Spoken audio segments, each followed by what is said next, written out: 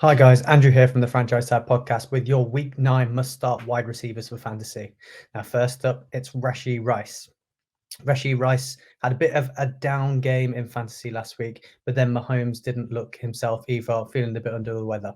But now you've got a fully fit Mahomes. Expect Rice to get back into those double digits and back into the end zone, going up against a Dolphins defense ranked 23rd against wide receivers.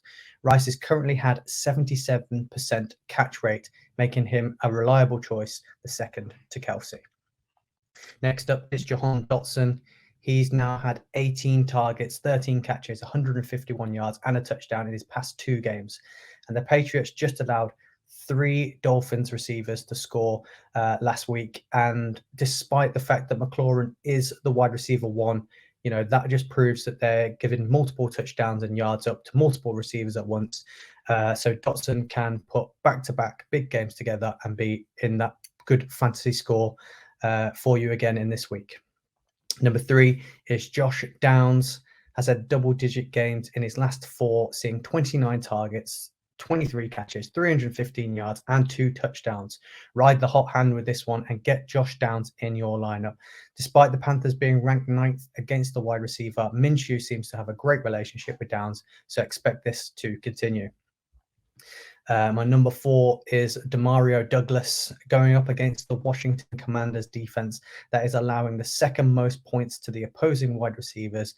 And that defense has just given up its 2-star edge rushers. So expect Douglas to have a good game and capitalize in this one, especially with Kendrick Bourne now being out. Douglas will fill that void. He's had 13 targets, 9 catches, 79 yards in those 2 weeks. And we could see a massive increase in volume this week. So now's the time to get Douglas in your lineup. And the last one is Brandon Cooks, has been quietly going about his business in the last 2 games, playing as the wide receiver 2 to CD Lamb.